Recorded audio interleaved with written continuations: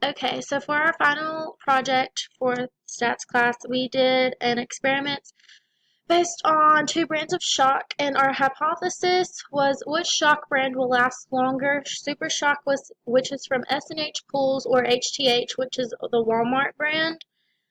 Our materials were the two types of shock: neutral pool water, which is just pool water that we tested to make sure that shock wasn't detected in the pool or in the water before we added some in there. And then we also added some fresh water to the buckets of pool water, and we used drops called Rainbow Solution to be able to tell us if there was shock present in the water, and to test tubes.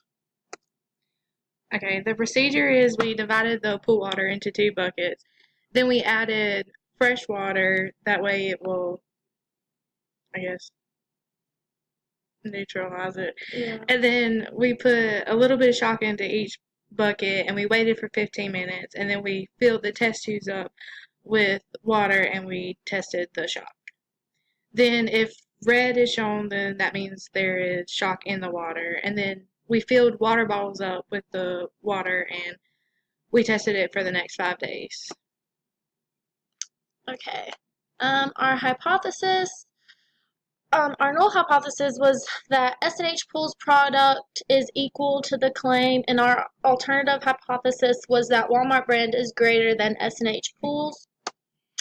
And the information to support our hypothesis, what we thought was going to happen is that S&H Pool's shock is going to last longer than the Walmart brand because it has a higher amount of calcium hypochlorite than the shock from Walmart does. Variables that could affect our outcome is if there's still shock in the pool water and the amount of shock that we put into both of the containers of pool water.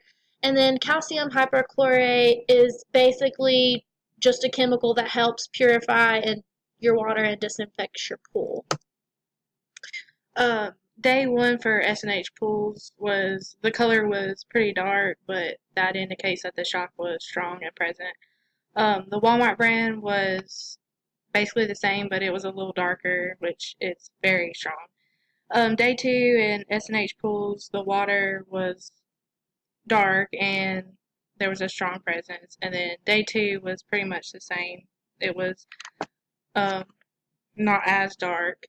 Day three, the water was a light pink, and it shows that the shock is being dissolved into the water.